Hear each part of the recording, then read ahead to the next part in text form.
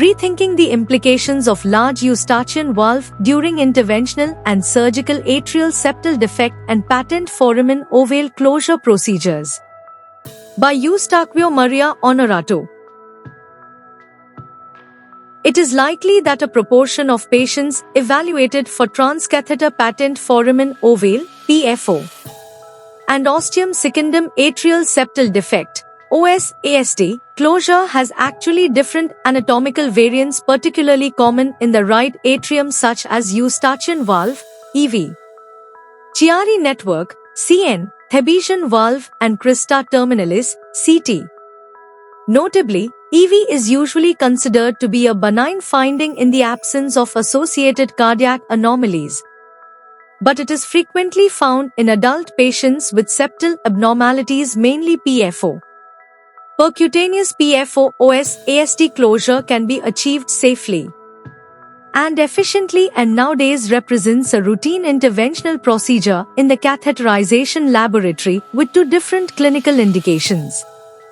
PFO closure is usually effective in preventing recurrent embolic stroke, systemic arterial embolization, having reduced the risk of recurrent stroke in patients with cryptogenic strokes in randomized clinical trials. Of note, EV may actively facilitate the mechanism of paradoxical embolism by directing the blood from the inferior vena cava (IVC) towards the intraarterial septum via PFO into the left atrium. Therefore, the presence of such an anatomic variant may represent per se an increased risk factor for left circulation thromboembolism. OS/ASD represents the second most common congenital heart defect, accounting for about 10% of all congenital heart defects in the adult population. ASD closure is indicated in patients with significant left-to-right shunt, right ventricular volume overload, and normal pulmonary vascular resistance.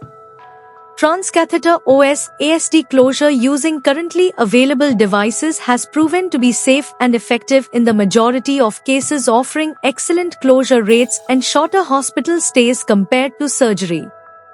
It is of paramount importance to identify by echocardiography imaging the EV and other anatomical variants in order to avoid misdiagnosis and complications when planning PFO OS/ASD percutaneous or surgical closure procedures where EV may interfere with a successful outcome.